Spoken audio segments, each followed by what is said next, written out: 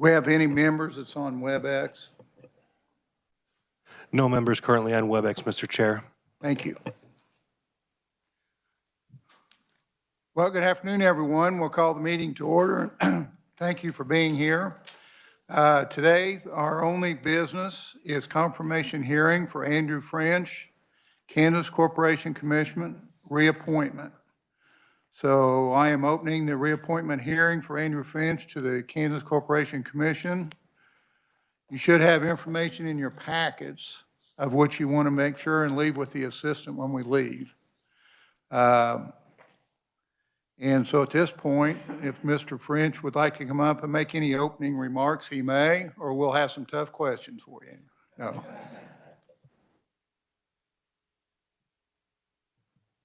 There, I think I'm on. Well, I don't have any prepared remarks. I've been at the KCC the last 4 years. It's been incredibly rewarding. Hopefully, I've represented the people of the state pretty well. I'm the type of guy that doesn't say no to anything, so I would like to think that in addition to fulfilling my official responsibilities, I've gone above and beyond and represented and put the interests of the state on higher levels as I represent us at regional and national bodies. That's my goal. So happy to stand for any questions the committee may have. Thank you, Andrew. Senator Peterson. We appreciate your willingness to serve on the boards of this SVP. It's been great to have someone from Kansas being in leadership there. Absolutely. It's if I could respond, I'd just agree. That's where the action's at right now, or a lot of the action. We need to make sure our people and our interests are represented vocally and competently. So I hope we're doing that well, and I've got a fantastic staff helping out. And Senator Thompson. Thank you, Mr. Chairman, and hi, Andrew. Thank you for coming. You know, my big concerns are about the protecting Kansas. And I just saw a report that U.S. natural gas consumption hit a record high on January 16th. And this is before we're transitioning away from coal. We're transitioning toward gas. If you could comment on where you see the reliability going, and then I'm also concerned about the regional sharing of costs of transmission lines when we're going to be shipping, you know, a lot of electricity out of state. How do we protect Kansans and keep our rates under control with regard to those three different things? Yeah. And I'd appreciate it. If I don't hit on everything, remind me. I'm gonna go first with resource adequacy, because you really have hit on the issues that are out there right now. So with respect to the electric generation mix that we have, I think we've all recognized that maybe some of our transition needs to slow down in the sense that we need to defer some of the retirements that may have been planned on the coal facilities. Not necessarily saying that those need to be subsidized or need to run more in the marketplace, but they've got to be there to support reliability. We just can't afford, from a reliability standpoint, to just shut them down. The problem comes in replacing those facilities. You know, in the short run, we can delay their retirement. We can invest in maybe some battery technologies. We can come up with demand response programs to let people try to use less. We can put in natural gas. But in the long run, I don't think the technologies are quite there yet to say we can replace all of that capacity in an affordable fashion. And so it's something we're looking at really closely over the next 5 or 10 years of, do those technologies evolve? Do they come online? Because everything we've heard is that they are not there yet. To the point of natural gas, though, that is an excellent point. As we are looking at maybe moving away from coal, but more importantly, just adding some more solar, some more wind, which are low-cost resources. I tend to refer to those as fuel savings resources. They're things that you'll take them when they're available because they're really cheap sources of electrons, but you can't always rely on them from a reliability aspect. So you have to have something there to balance those. The only dispatchable technology, if you're not going to build coal right now, and batteries aren't quite there from from a technological and cost standpoint, the only option is something like a natural gas combined cycle plant or a CT plant. The problem with that, as you mentioned, is the strain on our natural gas infrastructure. We saw during Winter Storm Uri, that was basically entirely a product of not being able to get enough natural gas. And what gas there was, we had to buy at scarcity pricing. So what this says to you is our only option for building new dispatchable generation is natural gas. And I don't deny that. That's probably what we have to build. But that's also natural gas supply, and fuel assurance is our single biggest risk contingency to reliability. So there are ways of managing that. I mean, you can site your plant better, put it right on an interstate pipeline. You can do better hedging, get firm gas contracts. You can have dual fuel capabilities. I am certain that our utilities will look at that as options, but I would be lying if I didn't say it scares me that our one good known technological option that we have is not without its own risks. So do you want me to talk about? Well, the transmission, I mean, my concern, of course, is that, SPP they're going to jack up, and we heard in testimony a couple of weeks ago, they're going to increase their marginal reserve requirements to 40%, which is going to put added strain on our base load generators anyhow to add more peak capacity. And then you add in the fact that, to relieve congestion, you're also going to have to tag us with a percentage, 17% of that transmission line cost to send some of the electricity out of state from the renewables. And so it just seems to me like we're just on an upward trajectory on costs of generation.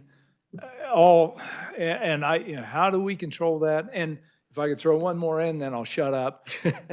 Can we possibly fight these EPA mandates that's accelerating the coal plant closures? So let me set you at ease, but also put you a little bit on edge. The 40% number, that is for a reserve margin. Right now, our reserve margin for the summer is 15%. That 40%, that's going to be a winter reserve margin. We are a summer peaking system, so that 40%, we all think we can probably meet that number. It's going to be a little more challenging for some northern utilities that are winter peaking systems.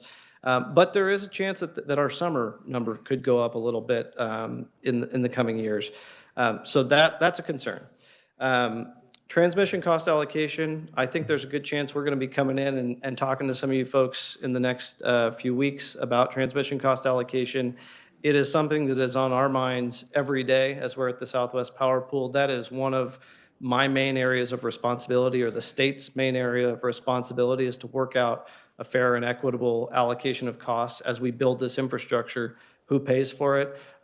So I won't get into whether I think it is fair or not. I do think there are right now a few facilities out in western Kansas that we have gone on record and said we don't think those are allocated correctly. They're being allocated mostly to sunflower customers when they're actually benefiting the whole region. I was actually in DC last week to talk to all of the FERC commissioners and to basically tell them those need to be reallocated. SPP has agreed to make a filing to try to make that happen with the FERC. But that issue, so that's for facilities that exist right now. We've sort of identified the ones where there's an issue. But that's not going to stop. I mean, resources will continue to get built. We're going to continue to build out the grid. We need to make sure that anything new that gets built is fairly allocated. And we've got several initiatives in flight to look at what the longer term solution is there. So I know nobody probably wants to get into the weeds of those solutions right now, but maybe headline is we're working on it. Yeah. And the EPA? Oh, EPA. I will tell you, all of the major grid operators are extremely concerned about the EPA regulations. I mean, I think in a somewhat unprecedented move, SPP, MISO, PJM, and I think ERCOT all signed a joint letter to EPA, basically expressing concern that the technology isn't there to replace sort of the reliability attributes of some of those generating units if the EPA were to essentially force them to close down in the 2030 to 2035 timeframe. Again, it's not to say, nobody is arguing those facilities need to be running all the time. What they're saying is you need to allow them to stay open to support reliability until technology develops that people can afford. So, and I would basically agree with the major grid operators that, you know, until we have figured out a way to replace those reliability attributes, you know, reliability is number one. And so, you know, we are working on it. There's a lot of people working on it because there's a lot of money to be made if you can come up with the new technology, but we just haven't seen it yet. Thank you. Thank you, Mr. Chair.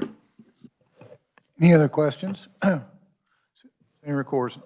Thank you, Mr. Chairman. Really just a comment. I just want to say I want to recognize and I appreciate how responsive you've always been to whenever I've had a request and connecting me with the right person, helping me find answers. It's just very much appreciated. I've always found you to be really hardworking, very diligent, very thorough, and again, just very responsive to any help I've needed in trying to run things down. So I do appreciate that, and it's noticed certainly by me and very much appreciated. Thank you, Mr. Chair. I definitely appreciate that. I know, you know, I and my staff have more time to think about these things than folks in this building do. And so, you know, that is what we see as a key part of our job, is to be responsive whenever there's a question or whenever you need in contact with somebody, please do reach out to us. Any other questions? Yeah, Senator Francisco. Thank you, Mr. Chair. And thank you, Mr. French, for being here. You have an extensive, varied, and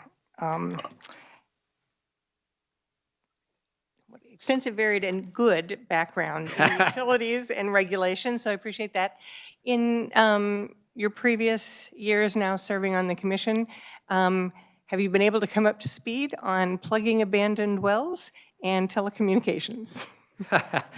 Well, we don't do a lot in telecommunications these days. You know, we administer the Universal Service Fund, but a lot of what we do there is pretty limited. I have come more up to speed on oil and gas activities. Obviously, we're receiving federal funds to accelerate some of that. Some of that we've already gotten, we've dispersed. We've greatly accelerated our plugging activities. Some of it we are still in the process of applying for, so I expect that's going to continue for a while. And then we obviously have our state well plugging dollars that we continue to work with and try to prioritize the wells we're working on. But yes, I was definitely more focused in the utility world. In my prior years, oil and gas has been getting up to speed on it. Same thing with commercial motor vehicles. So, but yeah, it's part of the job. You got to learn all the areas. I appreciate that. From testimony that we've gotten from the Kansas Corporation Commission, we know how broad the responsibilities are. Any other questions? Yeah, Senator Warren. Thank you, Mr. Chair, and thank you, Commissioner, for being here. And just want to talk about your background a little bit. And I see you got your BA and your JD from the University of Kansas. So last night was a little bit of a difficult night with the Sunflower Showdown. I should have just gone to bed when I went overtime. Overtime and all, right? So, and for Senator Francisco as well. And I'm a KU Law School grad as well. And I noticed that your background is in environmental studies, your BA, but most of your employment after receiving your degree has been in the legal field. And so are you used to, and not in engineering or things like that. So have you found that the legal background that you have and the experience that you have, that's what's provided you the experience you need, the training to be able to navigate these regulations? I mean, what is the biggest part of your job? Is it the regulations and that aspect of it? Because some might think, well, you need to know the engineering of how energy is generated and then transmitted and delivered. So it's a good question. I would start off by saying yes. I mean, my legal background is primarily what I used to get into the business. I was a litigation attorney with the KCC, was litigation in private practice. But for anybody who's worked at the KCC, you work with a lot of fantastic people. You work with a lot of economists, accountants, engineers, financial analysts. You work with professionals in the field. And those all give you that educational background to try to form your views on energy policy. So for instance, when I'm talking to Senator Thompson about my views on what's going on at the Southwest Power Pool and my concerns about resource adequacy, a lot of that is, it's both an engineering question, it's also a finance question when you deal with cost allocation.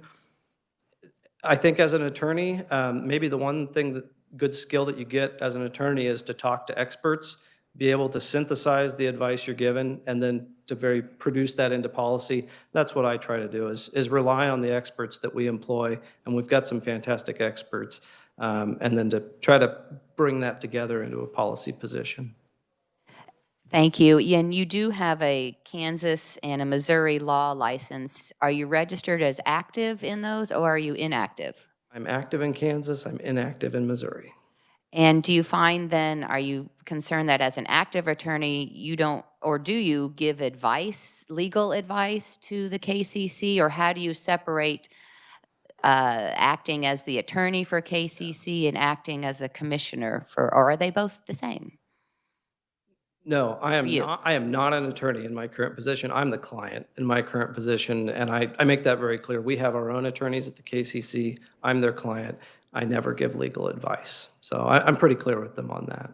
Okay, right, because with the active license, you might have to be for certain, I am not giving legal advice. This is my advice as commissioner, and you're pretty clear in how you govern those kind of conversations and relationships. Yep, absolutely. Yep. Well, thank you. It's Well, a good concern. Yeah. Well, just a concern, and it sounds like you've got it handled. So thank you very much for your service to the state and for standing for questions. Appreciate Absolutely. it. Thank you, Mr. Chair. Any other senators that would like to have a question? I've got a couple here, Andrew. Number one, I'd say thank you from the people of Kansas for what you do and representing. And when we talk SPP and how you represent, I'd say thank you for being there. The question I have for you is, you're kind of in a unique position to what you do at SPP. How does Kansas stack up with other states in managing their energy needs of the future? Well, when you said stack up against other states, I thought you were going to ask about our participation at SPP, and I just do want to give a shout out to our staff. That I think we have one of the most competent staffs, and we are probably the most engaged at SPP. As far as planning for our energy needs of the future, I think we're pretty proactive, and I think we're pretty conservative. I think, we do talk to our utilities all the time about something like resource adequacy, making sure we have power for the future. I will tell you, though, as proactive as we are and telling them that they need to be out ahead of needs, make sure they have generating capacity for the future, things are getting tight for Kansas utilities. Not as tight as in some other states, particularly to the south of us, that maybe were a little more aggressive, didn't take as conservative of an approach. But right now, I would say we stack up pretty well, and that's a result of our open dialogue and our urging for them to stay out ahead of things and to keep us in the loop of what their plans are to meet supply and demand in the future, and wanting to know what those plans are. So I think we do quite well. We have pretty robust dialogues with all of our, what we call our load-serving entities. So these would be, our investor-owned utilities like Evergy, Empire, and then out in western Kansas, Sunflower, Midwest Energy. You've got KEPCO is a G&T in town. So we talk to them on a very frequent basis. Another question I have for you, Andrew, is I keep hearing that we need a state energy policy. What's your opinion of that kind of thing? Be careful what I say here. I think that is a policy decision for the legislature. I would be a little concerned, frankly, because of the state of transition and flux that we seem to be in the energy industry. I assume it's going to take 2 or 3 years to draw up a state energy policy. I don't know, because the industry is changing so fast, I don't know what the technologies are going to be 4 years from now. And so if we come up with a set of recommendations within 2 or 3 years, how do those speak to the next set of technologies?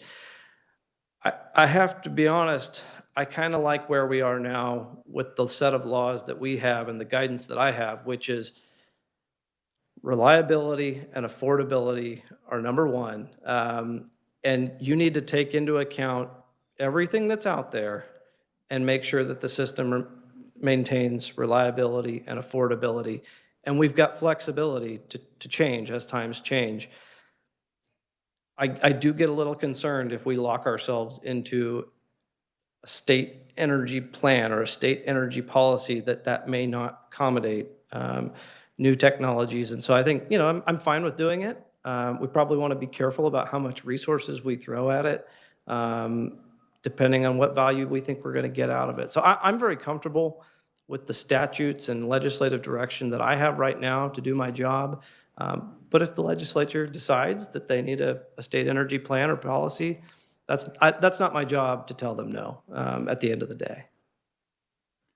And my final question is, what one big challenge do you see facing Kansas for future energy needs? Do you have anything that wake up at 2 o'clock in the morning and say this is something that we need to have on our radar front and center? Yeah, I'd throw out a couple things. The first one is an easy answer. It's everything that I just spoke to Senator Thompson about. Maintaining, basically what we talk about all the time on the electric grid is we try to be fuel agnostic, basically, assuming the system is reliable and affordably. We don't care where the electrons come from.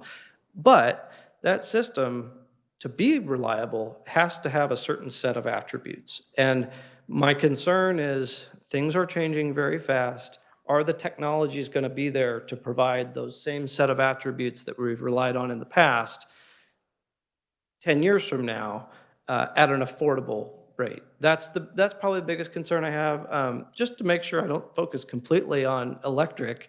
Another energy concern I have is in the oil and gas area. We regulate production of oil and gas in the state. Kansas is kind of unique compared to like Oklahoma and Texas. We've got some higher producing more production sort of on the western part of the state, but a lot of the eastern part of the state is marginal to lower producing wells. It's always a concern of, we absolutely need to make sure wells are constructed correctly, and we're preventing any environmental, we're preventing pollution of the fresh and usable waters of the state. But there's always a balancing act of how much regulatory burden you put on an industry that's always kind of on the margins. So that's always a tough dance as well. I just didn't want to make sure electric didn't get all the all the headlines. Okay, is there any other questions? Senator Thompson. One last question, I promise. One of the challenges we're hearing from, and I talked to the co-ops actually yesterday for just casual conversation, some of these big, giant energy hog type plants are wanting to site in the, chip plants, whatever, might be some server farms. And how do we allocate those costs when these plants are coming in and then say Evergy has to serve them or the co-ops have to serve them? I know the KCC doesn't deal with the co-ops really, but what kind of answers do you have on that? Well, let me start off by saying, if you'd asked me this question 5 or 10 years ago, I would have said, we'll figure it out. We want the economic development. Let's get them in here. I'm still pretty much on that same page of, I don't ever want to tell somebody, no, don't locate here because we don't have the power for you yet. To me, that's unacceptable. We need to still bring them in, but it goes in the conversation you and I just had about, we can't be deferring retirements because we need the power available to serve. But it's not just losing generation. Now, we're talking about adding a lot of load, and that was not a conversation we had 5 or 10 or 15 years ago. Load was basically flat for many, many, many years. We got used to that. It's not anymore. There are big chip manufacturers coming in. We obviously get questions about the Panasonic plant coming in, data centers coming in. We don't want to say no to it, but that's a real challenge to add the generating capacity and the grid quick enough to serve all those folks. And when you have it's not just building it, you have to get in a queue to build those generating plants. And that could be 4 to 6 years long. So now you also mentioned sort of the cost allocation piece. And yes, absolutely, we need to make sure the rules are in place that if they cause any direct costs, they are allocated those costs. But we also, I mean, I think talking to staff, we're all of the same mind that adding these big loads, as long as we can add the infrastructure in time to serve them, it is, over the long term, it is beneficial to us and to customers in the state, because by and large, the electrical grid it's one big machine. It's basically one big bucket of fixed costs. You have some costs that go up and down based on how much fuel you have to burn, but basically we're paying for one big machine. So if you can add a few giant customers to help pay for that one big bucket of fixed costs, that means the cost you have to spread to everybody else go down. So in that analogy, it's a good thing to add these big customers, but in the short run, it's very challenging to add infrastructure. I mean, it's hard to build any infrastructure these days, and so there is going to be a need for a lot more electric infrastructure to serve them. Capacity factor, these coal plants are at 30%. Maybe it will help keep them open longer. It may help to keep them open longer at a reduced cost if we're getting back up to using 80% of the capacity. In the short run, it will definitely mean they cannot retire in the short run. I think you're going to hit a point. I don't know what's going to happen at EPA, and I can't predict that. But if things go to where they have it right now, you will probably hit a point where the regulatory burden is so onerous that it would not make sense to to keep maintaining those plants, and they will have to close at a certain point. But in the short run, it absolutely makes no sense to put those retirements in place immediately. Thank you. Thank you, Mr. Chair. Senator Cluse, do you have a question? Thank you, Mr. Chairman, and thank you, Commissioner. I don't know you, but I can see something of your character, which is very positive, just your honest response to number 40, and I don't intend to indulge in that, but that speaks to your character. I'll have to look that up later. Anyhow, so I'm still navigating a lot, learning a lot, being new to this particular committee last session, and there's been a lot of chatter, which we get a lot of chatter. And it's okay if you don't feel like you can answer this, if I'm not going to hold it against you. Just curious. So currently we have 3 commissioners. Chatter has been maybe increasing from 3 commissioners to 5 commissioners. Any pros or cons? Just thoughts on that? I don't think there's anything intrinsically better about 5 commissioners. We're going to have to build some more office space, and you're going to have to pay 2 more commissioners. The sort of behind the scenes, I think, of why some people might view that as a good option is that right now with 3 commissioners and being subject to the open meetings law, when we go, if we would want to deliberate in a docket on a decision, we can't, because no 2 commissioners, because that would be a majority of the body, can talk, because that would be a meeting.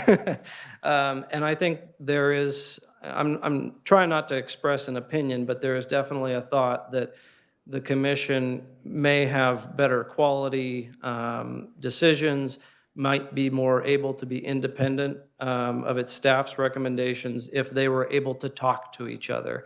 So I think that's where you see the possibility of a move to 5 commissioners. That's still, there are still open meetings complications with that. I'm not trying to give legal advice here, but you can't have something which would be called a serial meeting, which would be one commissioner going, talking to another, and then that commissioner going, talking to another commissioner. So there's still complications with going to 5. I don't know that that's my preferred option, but I don't think there's anything intrinsically good or bad about it. Okay, appreciate that. So the follow-up one, any thoughts? The other chatter was appointment versus elected. Well, I was appointed, so I think that's a fantastic system, but I think that's a policy call for the legislature. Thank you. Senator Warren. Thank you, Mr. Chair. Just to follow up on those questions, just for those following along online, you were appointed by Governor Kelly, and this would be your first reappointment? Yes, that's correct. Yes. And Originally appointed in 2020, reappointed this year. And for those following along, there's no term limits. You could continually be reappointed if that were the desire of the then governor. I believe so. I believe that's correct. Yeah. And are you then, if you were to be confirmed, would you be the longest current serving commissioner? No, Commissioner Dwight Keene would be the senior commissioner. Because I know Commissioner Keither was just confirmed last, Annie Keither was just confirmed a week or so ago. No, I know, I'm referencing the newest commissioner. Yes, ma'am. So you would be the middle of the 3 longest longevity, so, Yep. Okay, and Keene has been serving for, how long do you know? 2018? We're going to go with 18. 2018, so a pretty new board of commissioners if the longest serving was 2018 and the most recent was last week or so, so. Yeah, and I would say, I would say 2 terms is usually pretty typical, 8 years, but at the same time, you really hope you're getting people that have some background in the industry because, I know my director of utilities will tell you when they hire new staff, to learn these areas, they are complex. And you need them there 3 or 4 years before you're getting much production. And I would probably say the same thing about commissioners. I mean, if you bring somebody in without any real knowledge of the industries you're regulating, it's gonna be a big learning curve. So, I mean, while 8 years may be kind of longer, I don't know that we wouldn't be better served by even a little more longevity. So, yeah, just a thought. Thank you for sharing your thoughts. Thank you, Mr. Chair. Any other questions? Well, committee, I'd entertain a motion.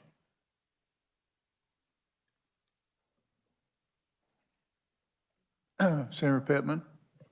I move that we confirm Andrew Finch, or make a recommendation of confirmation to the General Senate for confirmation with a positive result for Andrew Finch to the KCC. Got a motion, got a second by Senator Peterson. Is there any discussion? Okay, all those in favor signify by saying aye.